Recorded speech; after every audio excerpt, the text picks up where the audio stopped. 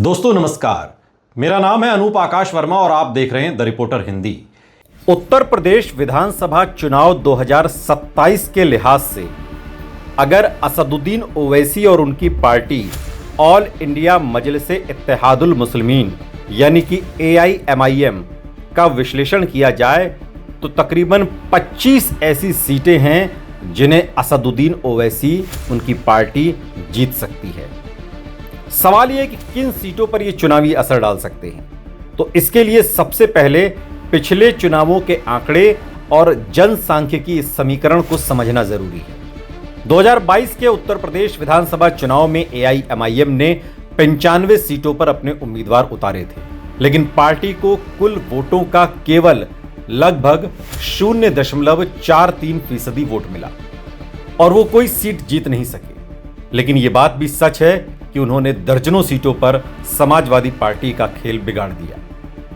हालांकि कई सीटों पर AIMIM को हजारों वोट मिले, जिससे साफ हुआ कि पार्टी का असर सीट जीतने से ज्यादा वोट विभाजन के रूप में 2022 में रहा।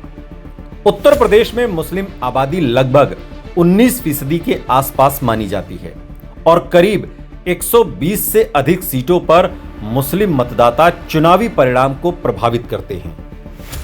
इसलिए अगर AIMIM को किसी सीट पर 5-10 हजार वोट मिलते हैं तो त्रिकोणीय मुकाबले में परिणाम बदल सकता है। यदि संभावित प्रभाव वाली सीटों का क्षेत्रीय विश्लेषण किया जाए तो पश्चिमी उत्तर प्रदेश AIMIM के लिए सबसे संभावित क्षेत्र माना जाता है, क्योंकि यहां कई सीटों पर मुस्लिम आबादी 30 से 45% तक है। सहारनपुर जिले की सहारनपुर नगर, नकुड़, देवबंद ये ऐसी विधानसभा सीटें हैं जहां मुस्लिम मतदाता निर्णायक भूमिका निभाते हैं। मुजफ्फरनगर जिले में मुजफ्फरनगर शहर और खतौली सीटें भी ऐसी ही हैं जहां अगर मुस्लिम वोटों में बंटवारा होता है तो चुनावी समीकरण बदल सकता है। मेरठ जिले में मेरठ शहर और मेरठ दक्षिण सीटों पर भी AIMIM के उम्मीदवार वोट काटने की अच्छी भूमिका निभा सकते हैं, क्योंकि यहां पर मुस्लिम आबादी के साथ बहुकोणीय मुकाबला होता है।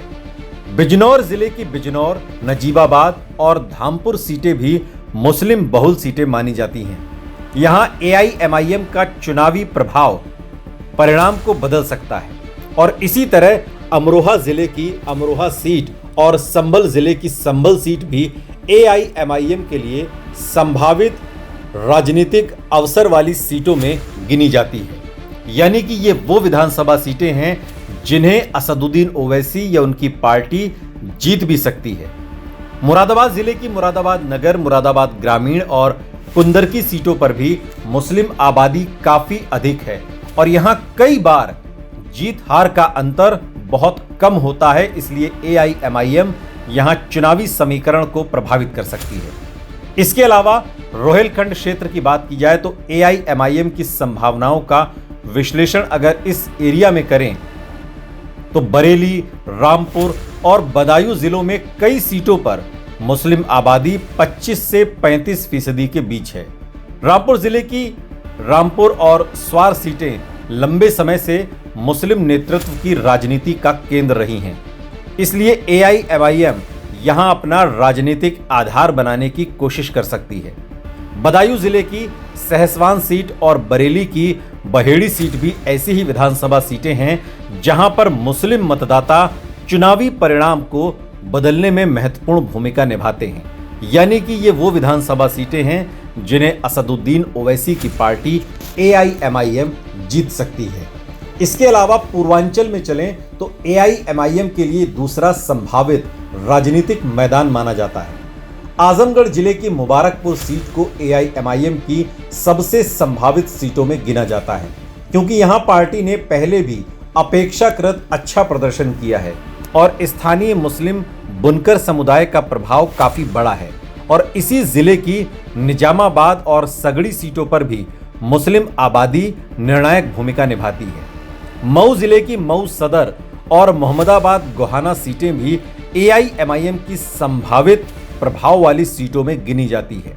गाजीपुर जिले की जंगीपुर और जमानिया सीटों पर भी मुस्लिम और पिछड़े वर्गों का मिश्रित वोट बैंक है, जिससे यहां पर त्रिकोणीय मुकाबले की संभावना बनती है।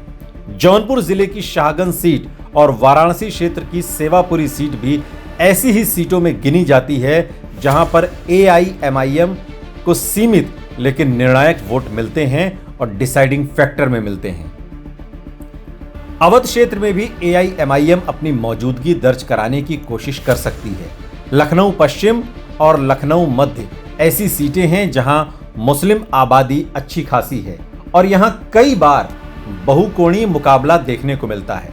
बाराबंकी जिले की कुर्सी सीट, बहराइच जिले की बहराइच सीट और टांडा सीट अंबेडकर नगर, यहां पर भी मुस्लिम आबादी के कारण AIMIM की रणनीति में ये शामिल हो सकती है और ये सीटें AIMIM थोड़े प्रयास से भी जीत सकती है। यदि पूरे राज्य का व्यापक चुनावी विश्लेषण करें तो AIMIM के लिए वास्तविक जीत की संभावना बहुत सीमित मानी जाती है। राजनीति के जानकार मानते हैं कि 2027 के चुनाव में AIMIM की स्थिति इस तरह देखी जा सकती है कि जो जीत की संभावना है वो अगर फुल फ्लैश 200 सीटों पर ध्यान केंद्रित करके अगर असदुद्दीन ओवैसी की पार्टी लड़ती है तो तकरीबन 20 से 25 सीटें AIMIM जीत सकती है, जिसमें मुबारकपुर और संभल जैसी सीटें हैं। तकरीबन 10 से 12 ऐसी विधानसभा सीटें हैं जिन्हें असदुद्दीन ओवैसी अपने मजबूत प्रभाव से समाजवादी पार्टी को पीछे कर सकते हैं।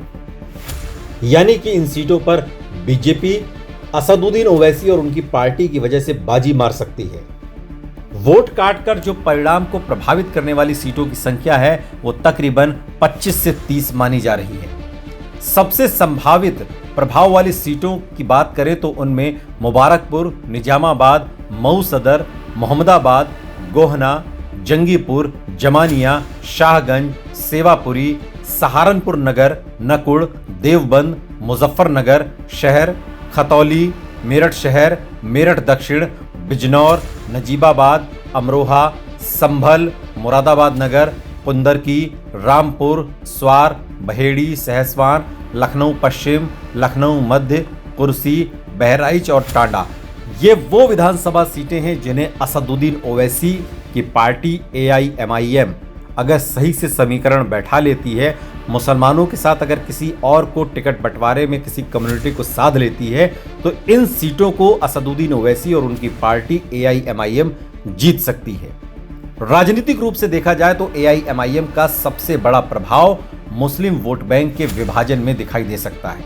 उत्तर प्रदेश में अक्सर मुस्लिम मतदाता बीजेपी को हराने के लिए एक मजबूत विपक्षी दल जैसे समाजवादी पार्टी के पक्ष में रणनीतिक मतदान करते हैं, लेकिन अगर AIMIM को कुछ सीटों पर 5 से 10% वोट मिल जाते हैं तो इससे विपक्षी वोट बैंक में बंटवारा हो सकता है और परिणाम बदल भी सकता है।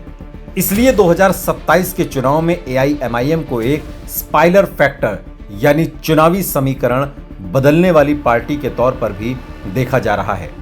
कुल मिलाकर निष्कर्ष निकालें तो उत्तर प्रदेश में AIMIM के लिए लंबा राजनीतिक संघर्ष तो है, लेकिन आज की तारीख में भी वो तकरीबन 30 से 40 सीटों को प्रभाव करने की क्षमता और 20 से 25 सीटों को जीतने की हैसियत रखने वाली पार्टी है।